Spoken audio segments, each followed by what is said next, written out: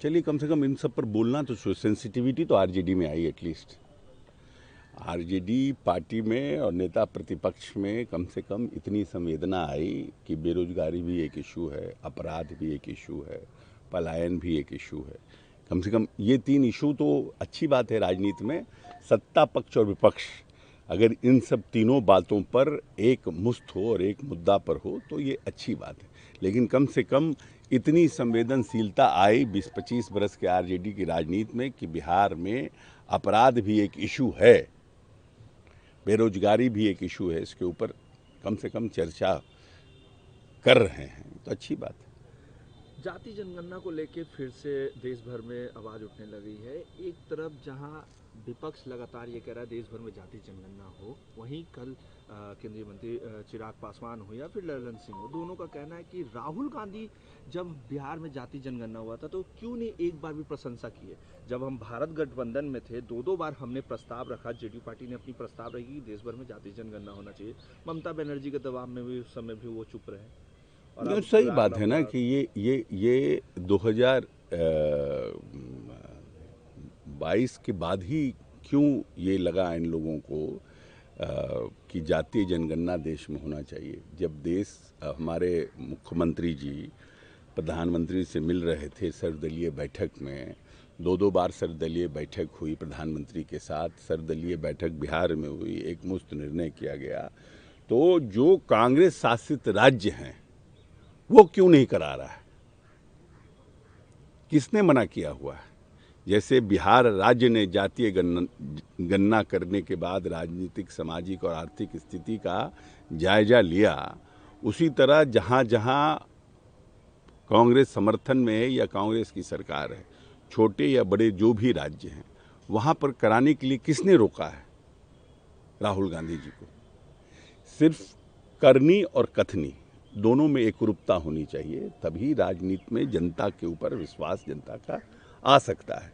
नीतीश कुमार ने तो जातीय जनगणना का न सिर्फ अगुवा बने, प्रधानमंत्री से उन्होंने डिप्लोमेटिकली सभी राजनीतिक दल के लोगों को अपने साथ लिया, सत्ता पक्ष हो या विपक्ष, और सबको साथ लेके कंसेंसस बना के प्रधानमंत्री से 2-2 बार मिले।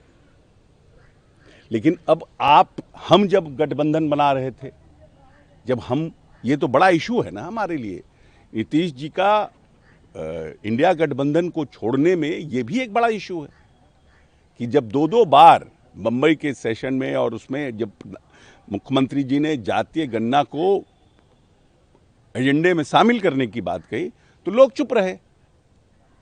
तो नीतीश जी को लगा कि पॉलिटिकली जिस बात को लेकर हम आगे जाना चाहते हैं वो लोग इसके साथ नहीं हैं, इसका मतलब कंसेंसस नहीं बना।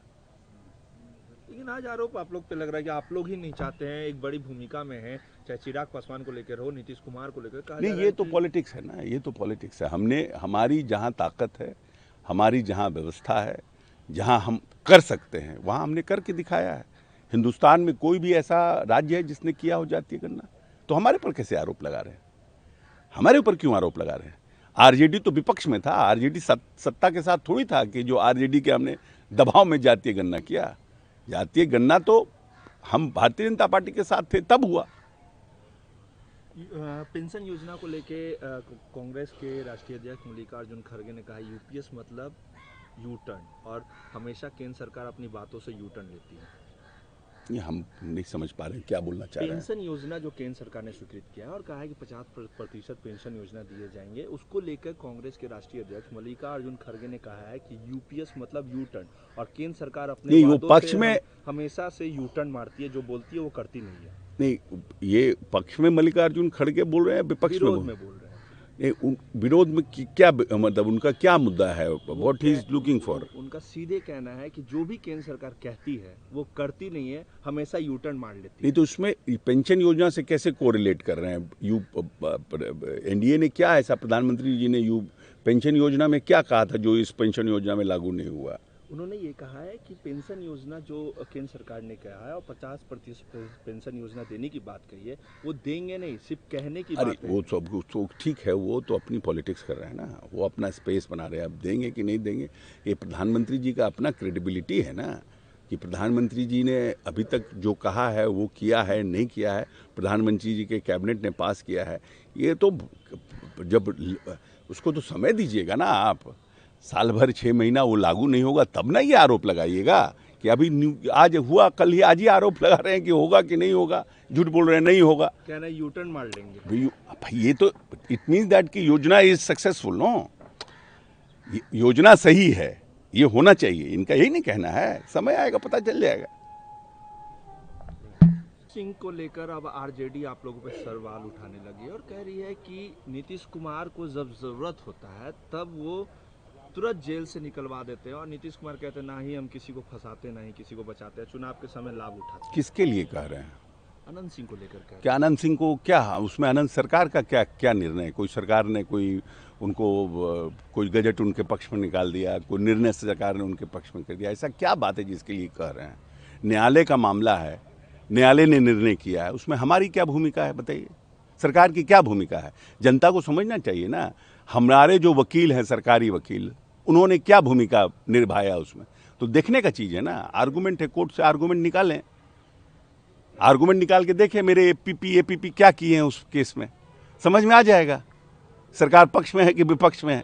ऐसे ही कुछ बोल देना, परसेप्शन बनाना, भाई पार्टी बहुत पढ़ी लिखी तो है नहीं ना, समझती है नहीं, ऐसे कुछ बोल देना है। तो ये बोलने वाला सिस्टम थोड़ी है।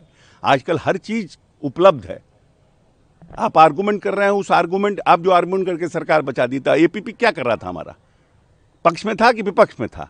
देखिए ऐसे ही कुछ रहे हैं कानून भी बदल देते हैं इन लोग। तो अभी कौन कानून बदले बताइए ना भाई, किसके लिए हमने कानून बदला? कौन कानून बदला है बताइए?